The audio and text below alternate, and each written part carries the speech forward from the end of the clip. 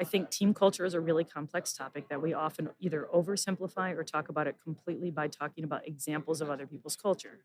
The thing is culture has to be unique and authentic to the leader of the team, the head coach.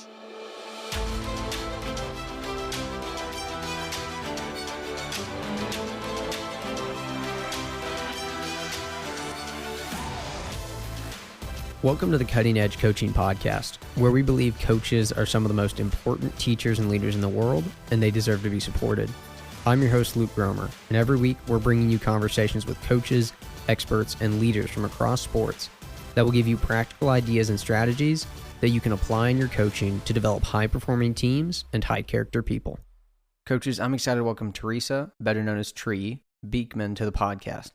Tree possesses 3 decades of experience as a coach and culture consultant for both the athletic and business industries.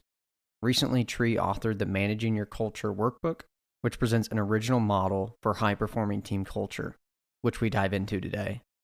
In addition to working with teams, Tree is an adjunct professor at the University of Florida, as well as a highly rated public speaker whose high energy and inspiring style make her a sought-after keynote speaker and team facilitator nationwide, serving on the speaking teams of Growing Leaders, True North Sports, and her own consulting firm, Tree Roots Consulting. In this conversation, we talk about misconceptions about Gen Z, getting athletes to connect, the 3 prongs of a strong culture, and how to actually get honest feedback from coaches and players. Like always, if you enjoyed this episode and want to grab a copy of the free podcast notes, just click the link in the show details or go to cuttingedgecoach.com/podcast to download a free PDF of notes from this episode or any episode. And coaches, don't forget to check out summercoachingseries.com to learn more or get access to all 12 of the sessions with coaches and experts from across sports that are going to give you tons of practical ideas you can apply in your coaching. You can learn more or get access at summercoachingseries.com. One note about this episode before we hop in. This conversation was recorded live at a coaching convention, so there may be a bit of background noise at times, but we did our best to edit the audio to bring you the highest quality possible. Now to my conversation with Tree Beeckman. Enjoy the episode. Theresa, thanks for joining me, and I would love it if you just started off by sharing a really quick coaching bio and background for you, what you've done in sports and what you're currently doing. Sure. Well, first of all, thanks for having me, Luke. Really great to be able to speak into your audience. I was a volleyball coach for, ranging from middle school all the way up to Division I volleyball. So I played softball in college, but I ended up coaching volleyball. And, in high school I played anything that I could get my hands on, including boys football, right? So for me, it's always been about the thing that's interested me most about athletics is my personal growth, but also and especially the connection between a team. When a team synergizes and becomes greater than the sum of the parts, that's always been fascinating to me, right?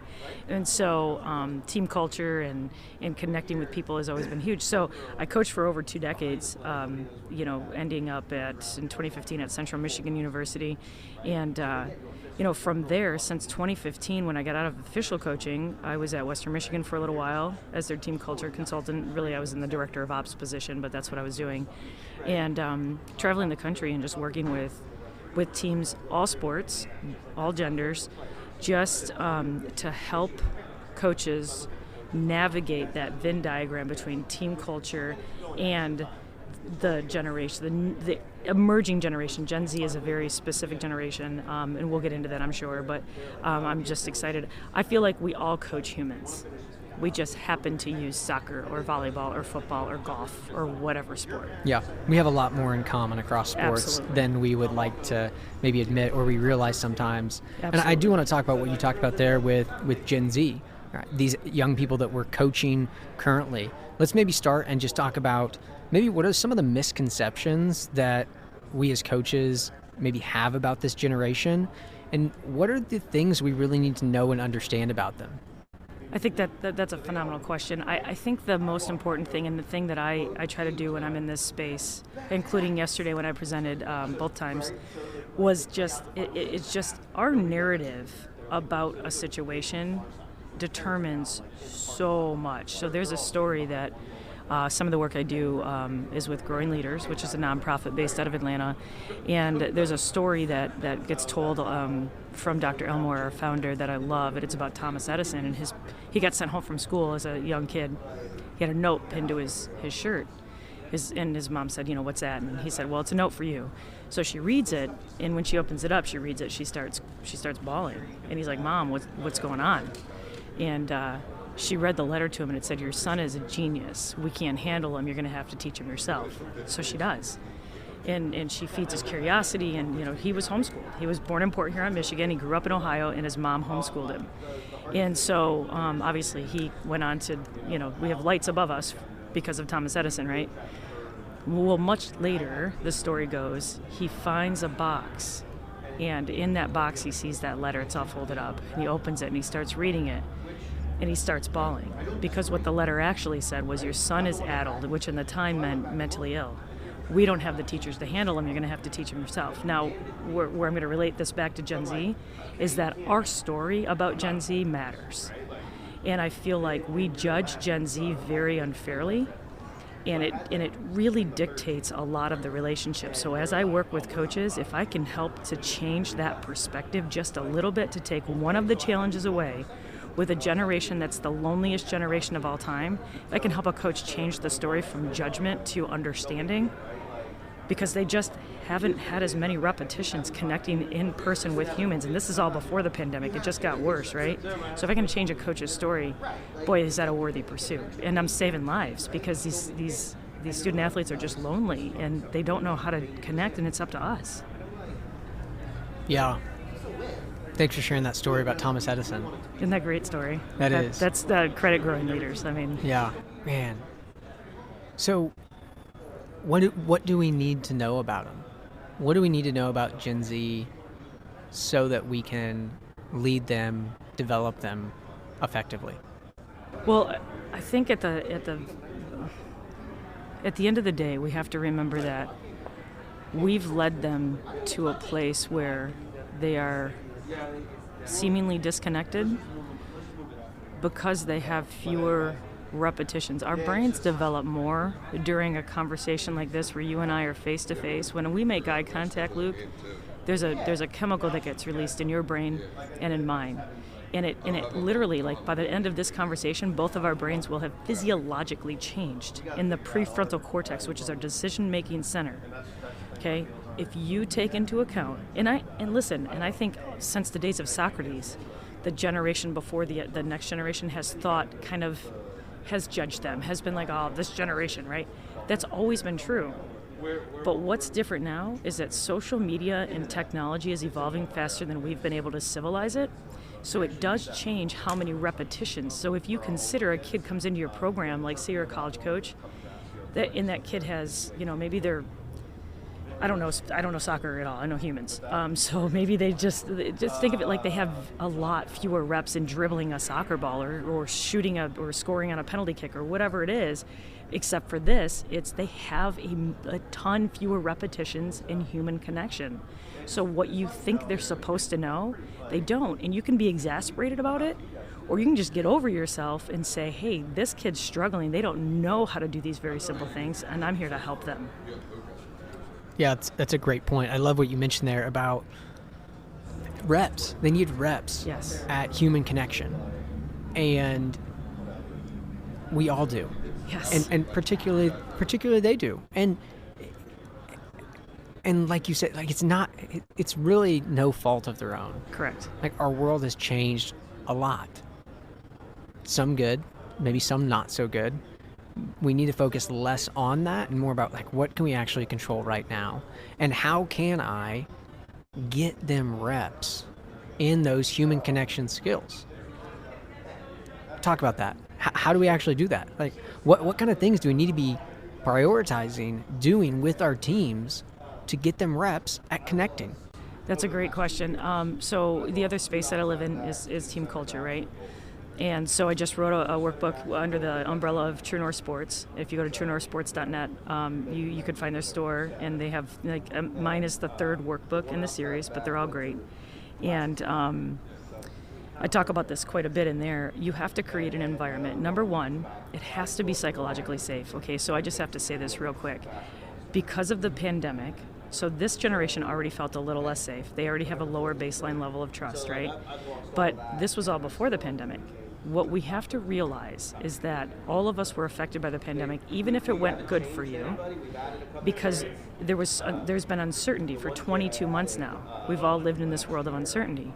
So our lizard brain, and a part of that lizard brain is the amygdala specifically, that's our threat center. It's all heightened. It's heightened for all of us.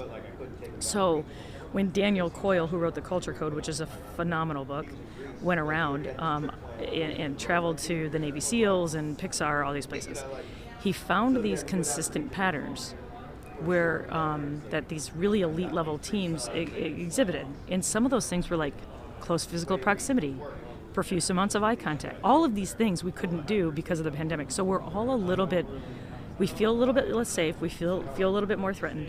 So number one to your answer is we have to make it safe. Now don't misunderstand me. Usually when coaches hear that, they're like rolling their eyes. When I say psychological safety, anybody who understands team culture really well understands that what that actually means is not, oh, we're lowering our standards. No. We as humans are craving connection. If you can create an environment where people feel really secure in their connection, you can push them 50,000 times harder. For sure. And that's what coaches miss about psychological safety, and they roll their eyes at it. No.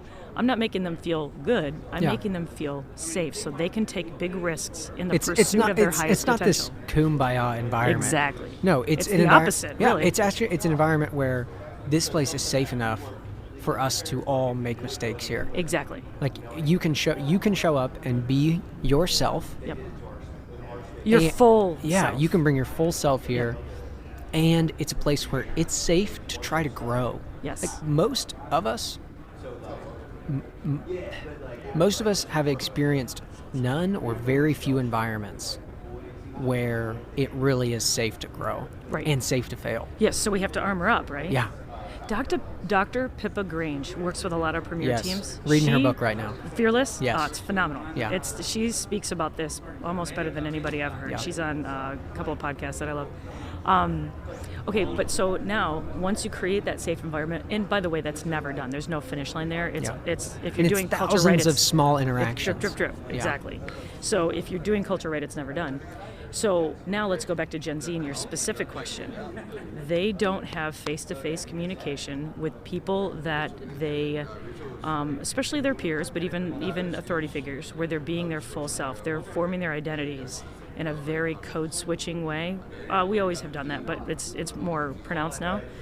So what I tell coaches, one of the things that I would do is, throughout the course of your training, throughout the course of your meetings, stop.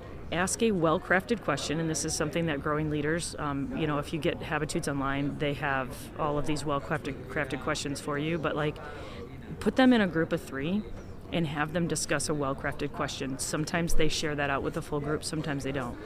The power of those small group connections, and it could be for 3 minutes, 4 times a practice, or for 3 minutes, 3 or 4 times while you're having a team meeting or a team presentation. I will not meet with a group of people where we don't talk in small groups. And it's kind of like, when you're reading and your vocabulary increases but you didn't feel it, that's what those small little moments of connection do that you pepper out throughout every single time your team gathers. Yeah. Oh, that's so good. I'll throw this idea to you because I think you'll like it. And I can't remember who shared it with me. It was a coach that said they made a habit of, I think it was the last 5 minutes of their practice. I can't remember what he called it. Essentially, they were like connection walks. Love it. You'd pair up with someone, and you'd walk up and down the court for 4 or 5 minutes, just answering some different questions. And it became a routine and a habit. Sometimes the questions were about sport. Lots of times they weren't. And it just became this thing where it was like, we show up and we make sure that we connect here with each other. And I'm willing to sacrifice 5 minutes of my precious practice time because I recognize that this team being connected is just as important as us getting better at the technical, tactical, physical aspects of our game. Yep. It's almost like you haven't seen this before, but maybe you have. So you just kind of set me up to explain the model. I wrote a book, a workbook on it's called Managing Your Culture, and it's totally about team culture. And here's my thing. I think team culture is a really complex topic that we often either oversimplify or talk about it completely by talking about examples of other people's culture. The thing is culture has to be unique and authentic to the leader of the team, the head coach. Everybody else, within that that team has got to live that out, but it's got to be authentic to the head coach, because if it isn't, it's like 10 or 20 years ago, like everybody in the volleyball world, not everybody, but a lot of people in the volleyball world decided, hey, we're going to use John Wooden's pyramid and have that be our culture. And it didn't work. Why? Because they weren't John Wooden. He's a very specific person, and that took him 17 years to build, right? So what I did in this workbook, and every time as I was studying team culture and even preparing for this book, every book that I read was almost like just described. Either it was oversimplified, or it was like, this is what you should do. I can't tell a coach what they should do for their team culture, but what I can do is build a mental model for you to understand the components that have to exist in team culture. And then you can evaluate using this model or whatever. Well, because of my work with growing leaders, I know that we think in schema, right? So we think in images. If I say elephant, you don't think ELEPHANT. That's a hard word to spell. I need to pick a new word. You think of a big gray animal, right? And so the model for team culture that I present in this workbook is a plug. It's literally like a 3-pronged plug. And if you think about it, the people that make up your team or surround your team, that's the energy, that's the electricity we're trying to plug into. It's the leader's job to create a conduit that takes that energy, combines it so that it can become greater than the sum of the parts to power the light bulb of the team. Electrical outlet. That just okay, it's a plug into a wall. It's a plug into a wall, yep. Okay, I like that. The components that are a part of every team culture are the hot prong. So the hot prong is 2 parts. It's the connection, right? It's the connection between the people. It's literally how they connect. How do they trust? Is there psychological safety? Do they have emotional intelligence? And how do they handle conflict? So it's connection between the people, but it's also connection from those people to the vision or the purpose of the team. It's 2 parts there. Because you can be really connected, and I've had teams like this where they were great, but oh boy, they weren't very connected to the purpose. So basically a cool sewing circle at that point. We had a lot of fun, but we weren't really moving towards our mission. Yeah. Exactly. So that's the hot prong, right? And here's the deal, is you have to fire up that hot prong or none of the other components matter at all. Not even a little bit. Yep. If there's no connection and there's no purpose. Right. But that's a really messy thing, right? Yeah. And it's ongoing. And then, so the neutral prong, and don't let the name fool you, if you're firing up the hot prong and you don't have that other prong, it's going to be a mess, right? You need it. That's the behaviors. That's the standards and behaviors that exist on your team. It's literally how you do things. And then that little round prong at the bottom, by the way, so my late brother, who died in August of 2019, he was an electrician. So him and I sort of kind of created and collaborated to come up with this model. So if I misspeak on the electrical components, it's still in on our head. Right, exactly. Yeah. So the ground prong, it's not on all electrical devices, right? It's only on devices where there could be some excess energy that could toxify the whole system, right? So it's literally to ground the plug. In a team culture setting, that's your habits. So as humans, our brains are constantly trying to turn everything into habits because it's trying to save its brain power for more complex processes. Yep. It doesn't need to think about how you drive a stick shift. You program that in, it becomes automatic. Same thing happens with team behavior all the time. And that's just not in like actual stuff on the field. It's actually like how you talk to each other. How do you have a meeting after the meeting? Like, it's those little habits that form through the culture, absolutely. Right? So that's your grounding prong. And it's all surrounded in this round feedback loop. Now, I know plugs aren't always round, but just work with me here, okay? But I think the nature and the tone and the timing of how we give feedback determines the level of coaching so often. But in athletics, I feel like we don't close the feedback loop. All of that feedback is going in one direction. And with Gen Z, they are really, really gifted at telling authority figure is exactly what they think they want to hear. So it's an extra hard job to get them to be fully authentic and honest with you because they're afraid. In fact, even with each other. When I hear a coach, and this is a Brene Brown shout out, she's actually the one that pointed this out, and I'm like, yeah, this is true. When she hears a leader say, we have a nice problem, my team's too nice, it's not a nice problem, it's a fear problem. They're afraid to be honest with each Absolutely. other, right? And if you as a coach, you're only getting news that you want to hear, I promise you're not getting the full stuff. From your players and your assistants. Exactly. That's exactly right. And here's the really important thing. I think power over is dying in our society. It's as a useful tool in leadership. I think we need to lean into, like, the jig is up with Gen Z. They're not gonna live with it. And I think the person, we've talked about this a lot because I'm doing the assistant coaches diploma thing here at the convention. They're talking about being able to give your head coach feedback. And I kind of differ, or I disagree with what I'm hearing a little bit. I think the person in any relationship that has the most power is the one most responsible for making sure that there can be a two-way community. Like, yes, I can buck They up have to and go be first. brave. The leader has to go first. Well, and they have to accept and send the signal that it's truly like welcomed for you to be honest with them. Which, in my experience, is when they're willing to ask for it. Like, hey, I need feedback here. Well, will you? Yes. And again, it's hard because at first they may not feel safe to give you that feedback. They're not gonna. Yeah, I promise they're not going to. But if you persist with it and you're genuine with it, and you're willing to hear when they give you something, to hear it and take it and actually do it, they see, oh shoot, this leader is serious about growth and changing. And when I give them feedback, it matters. Yep. Maybe, you're not going to do everything. You shouldn't do everything, but you should be doing some. Just need you to hear them. And I don't know if you're familiar with this organization. A lot of what I've learned and been really influential in my coaching is from PGC basketball.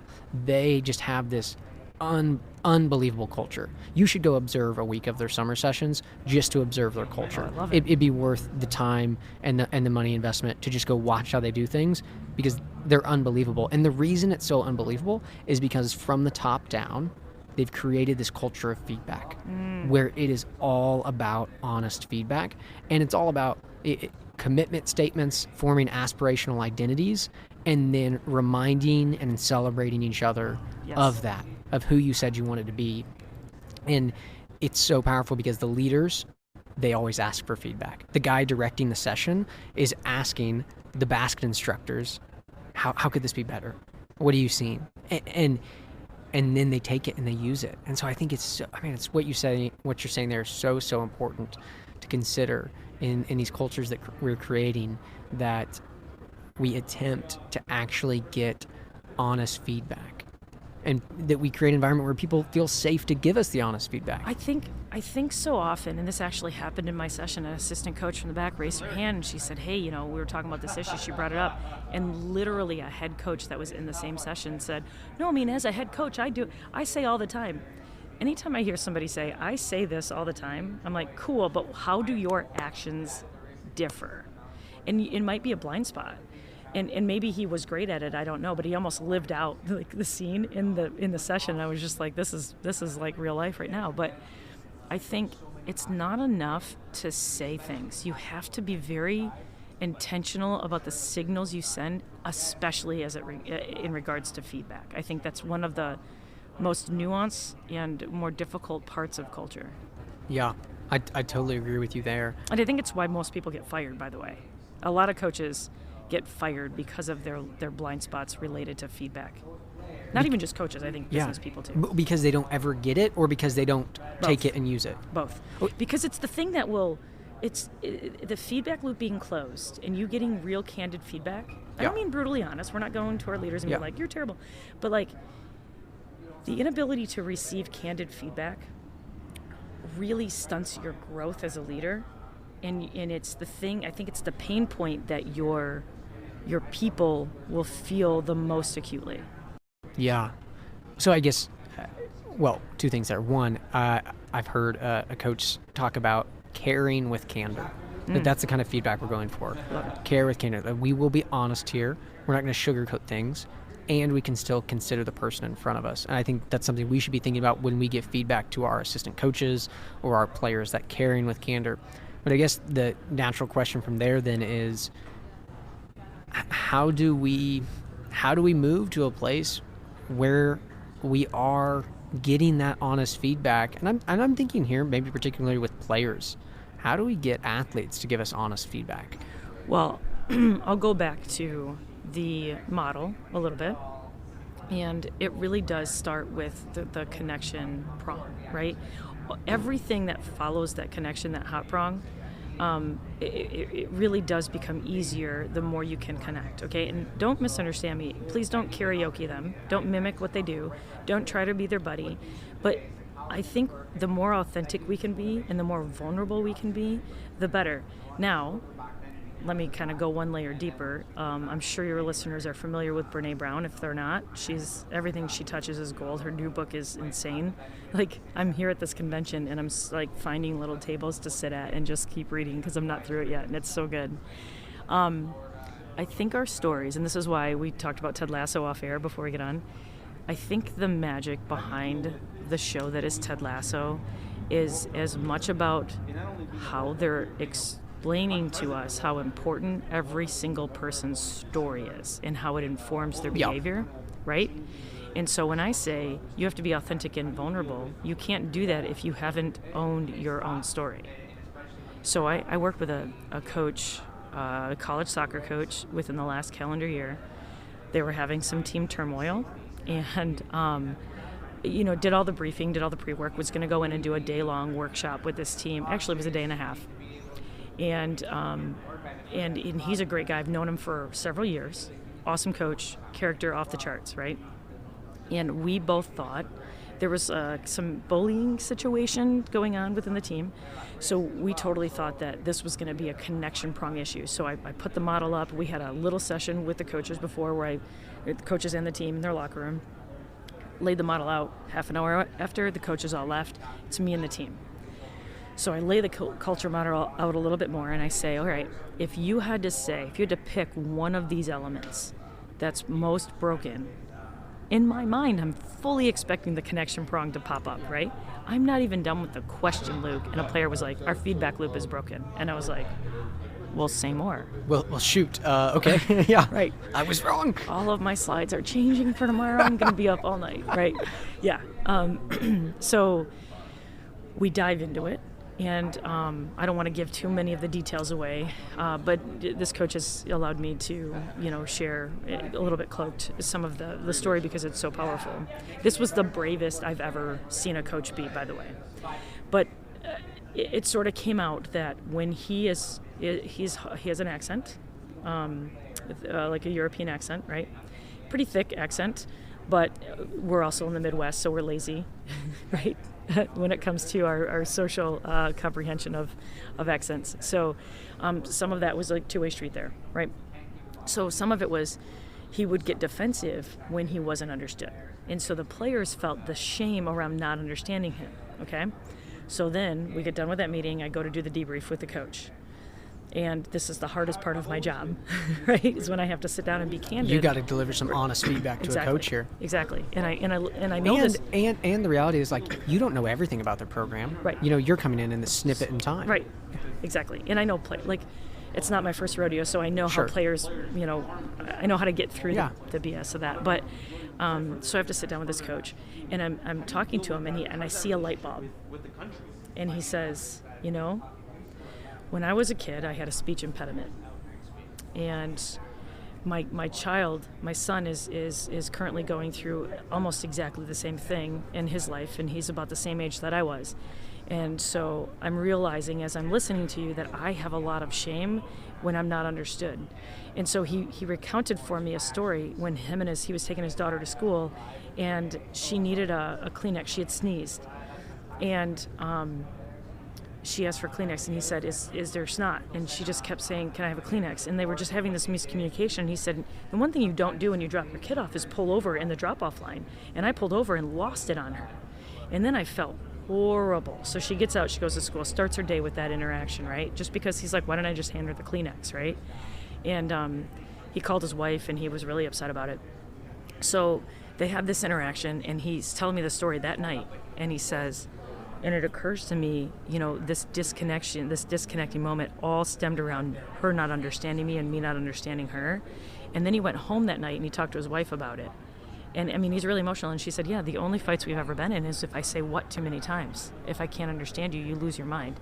And it totally comes back to his personal story and the shame around not being able to be understood, which is exasperated by the fact that he has a European accent in the Midwest, right?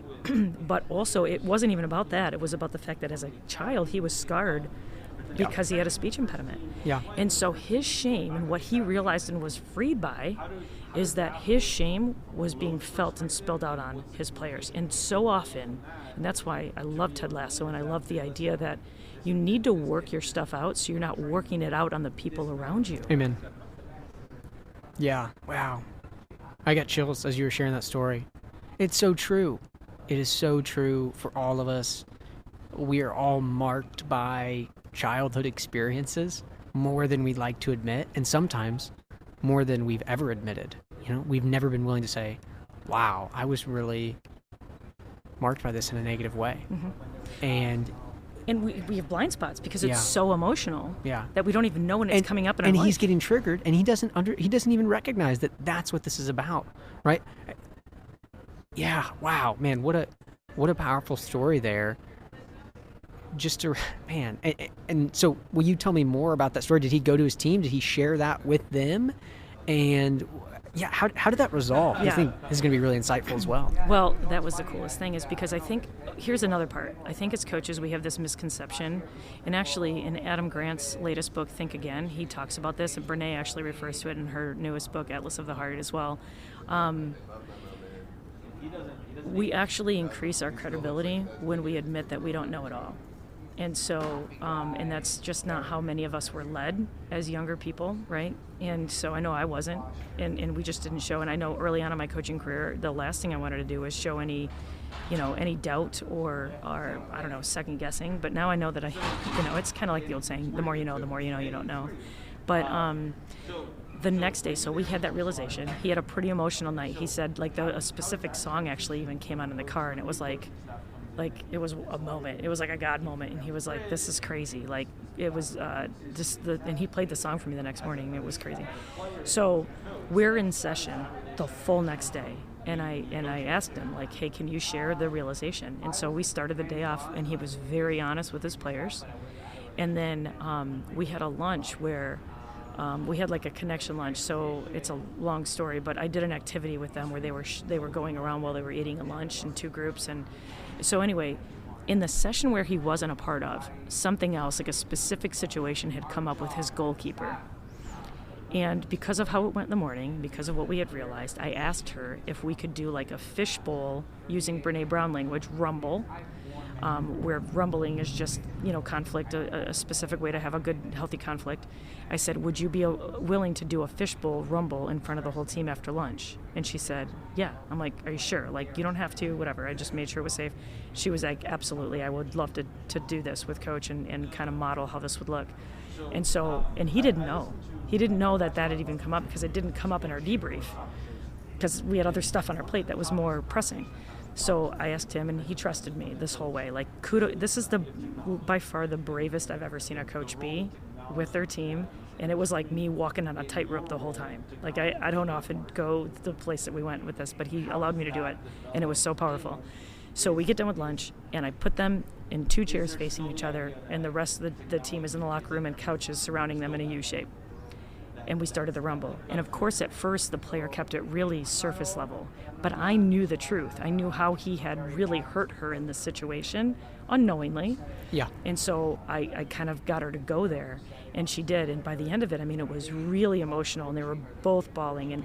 And she was like, well, the story that I'm making up, which is a Brene Brown Rumble language starter, she said, was that you thought that I was purposely not doing what you wanted me to do. And he was like, the story I was making up is that you were actively trying to do the opposite of what I was trying to tell you to do.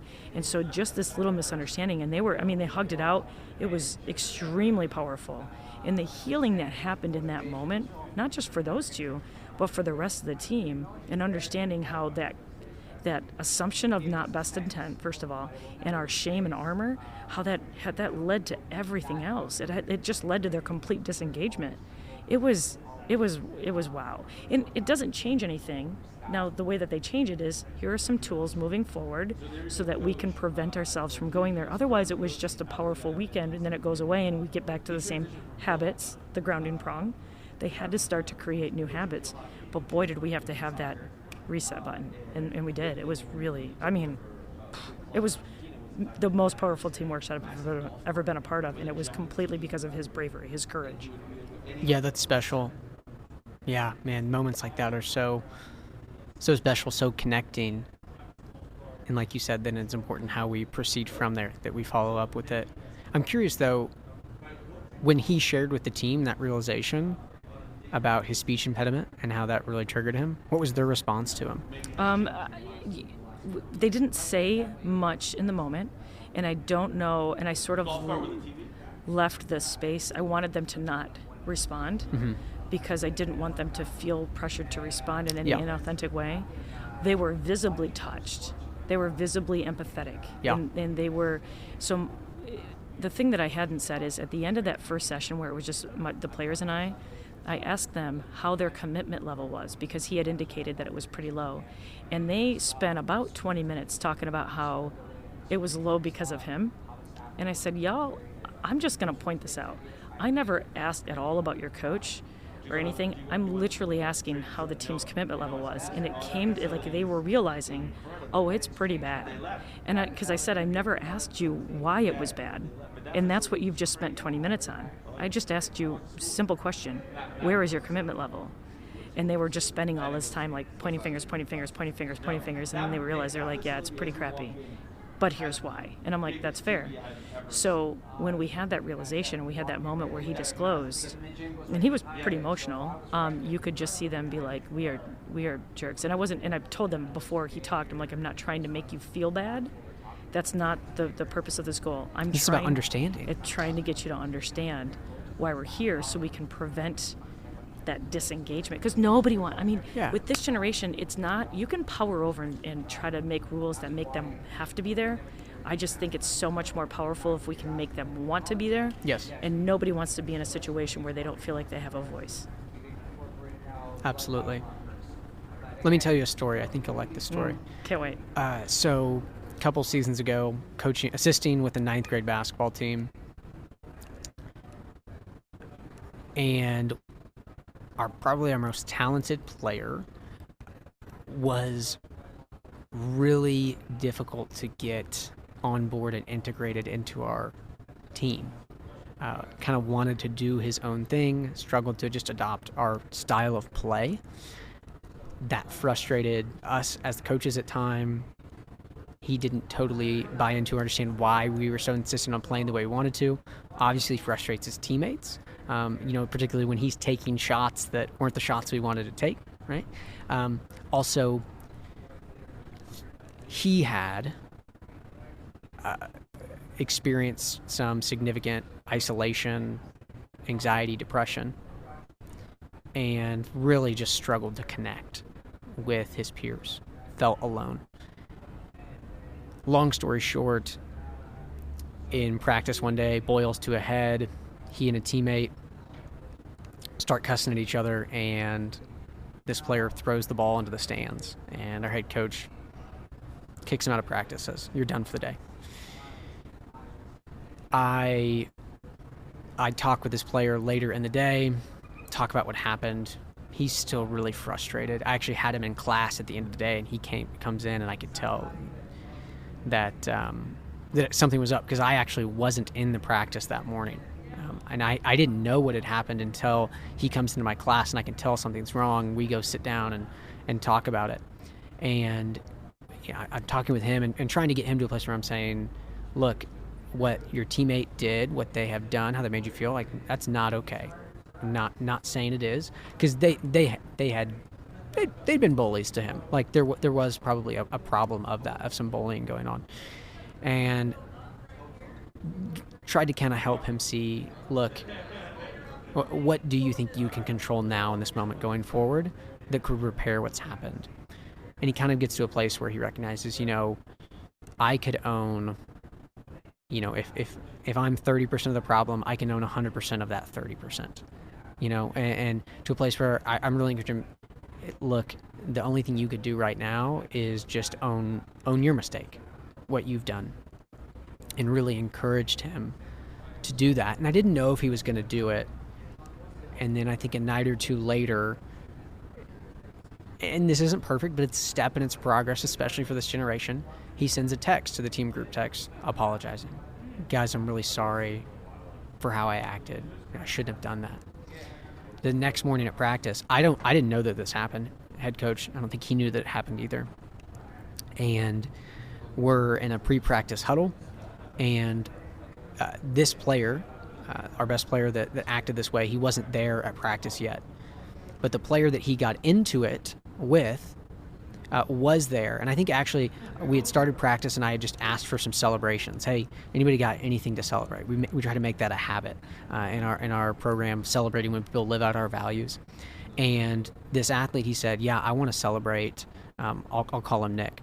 Nick, because he apologized. And Nick wasn't there yet. And he said, wow, I'm so glad that you brought that up. I'm glad to hear that he did that. Would you be willing to celebrate that at the end of practice when he's here again? And he said yes. So going through practice, into practice comes around, and this other guy celebrates Nick for apologizing in front of the whole team. And it was just this powerful moment of reconnection, of them realizing, man, yeah, we both kind of screwed up, made some mistakes here, but we are still committed to each other, and just really reconnected in that place of forgiveness and owning mistakes. And then fast forward, after the end of the last game of our season, myself and the head coach walking in the locker room, we just said, hey, let's split these guys up, and let's each just celebrate them for something that they brought to the team before we walk out of this locker room here. And so we're going back and forth. We go through the list of our entire roster, and just, hey, something we appreciated or recognized about the contribution they brought to our team, not about their scoring or skill set, but about our culture and our values.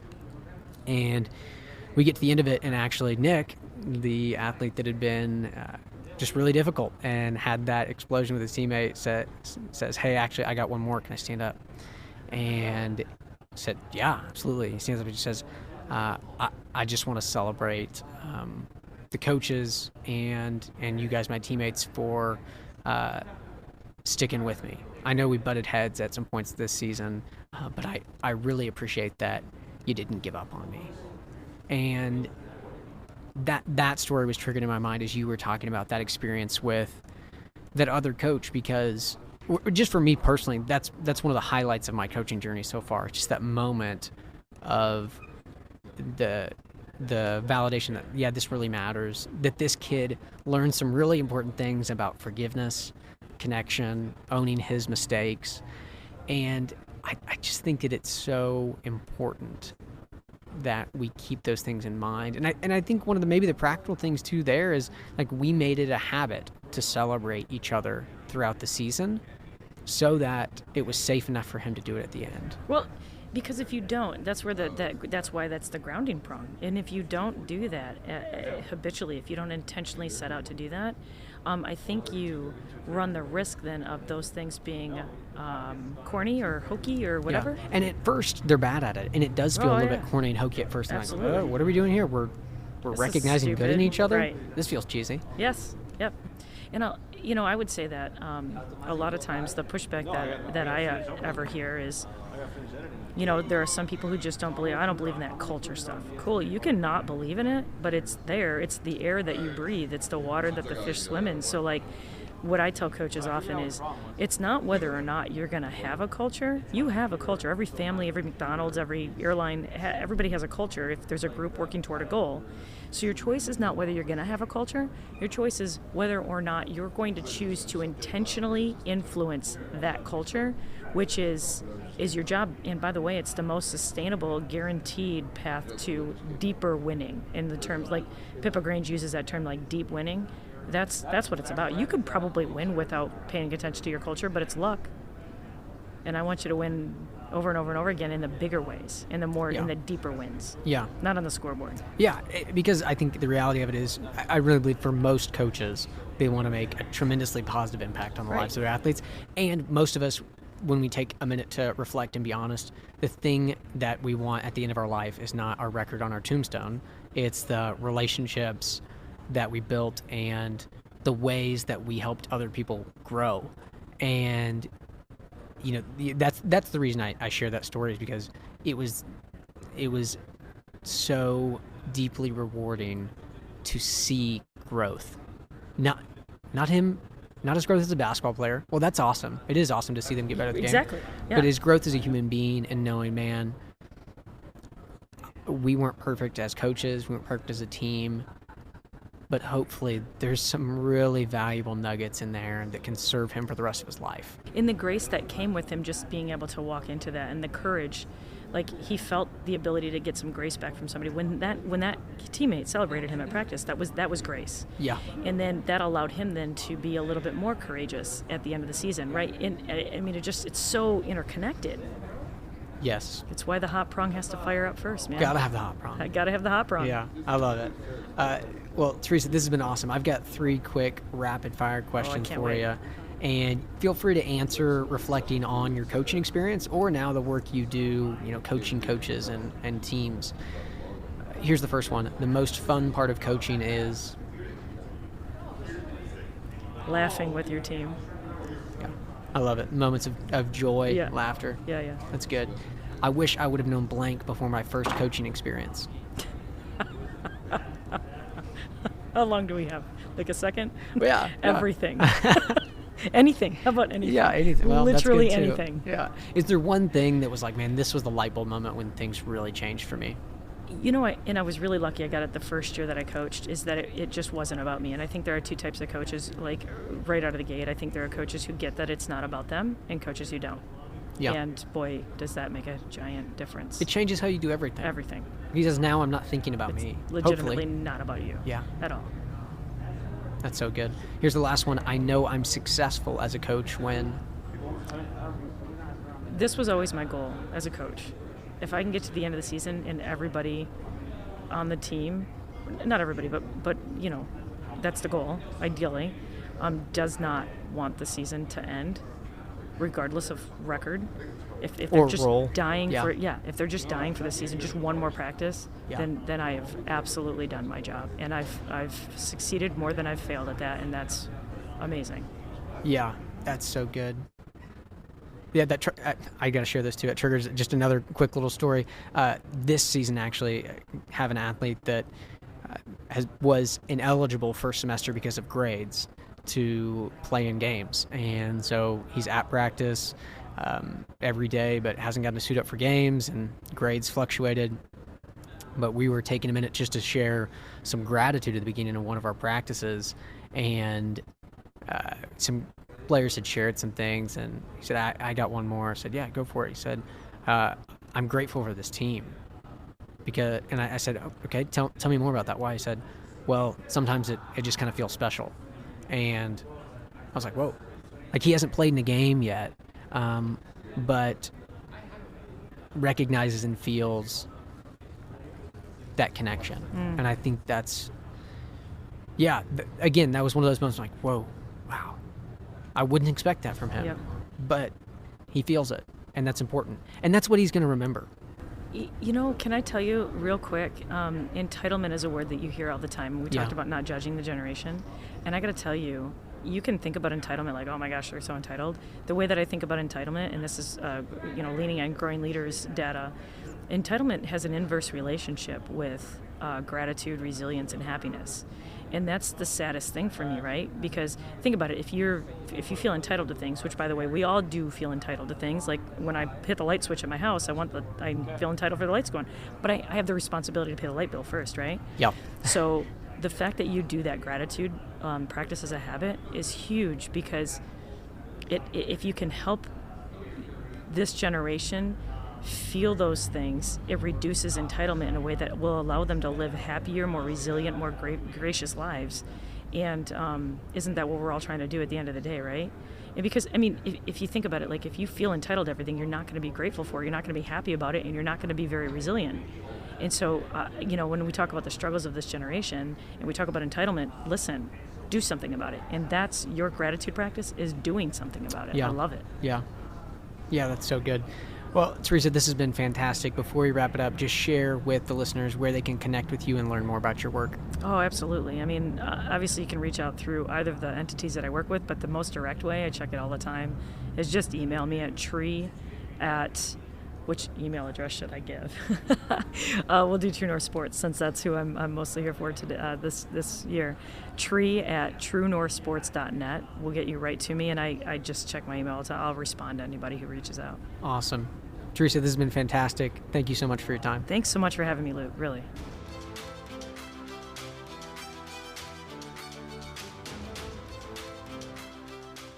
Coaches, thanks for listening to this episode, and thanks to Tree for joining me. As always, if you enjoyed this episode and you want to grab a copy of the podcast notes, just go to cuttingedgecoach.com/podcast or click the link in the show details. Here are my 3 takeaways from this episode. Number 1, Gen Z isn't bad or wrong. They're just rep deficient, as Tree put it, when it comes to connecting.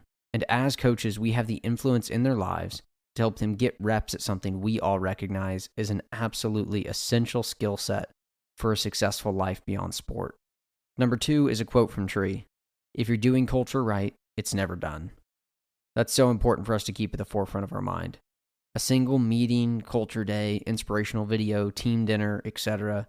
doesn't mean we're going to have a strong culture. Building your culture is never done because it's about the thousands of seemingly small interactions and signals we send to our group every day. And number 3 is another quote from Tree about feedback. Quote, the person in any relationship that has the most power is the one most responsible for making sure that there can be two-way communication.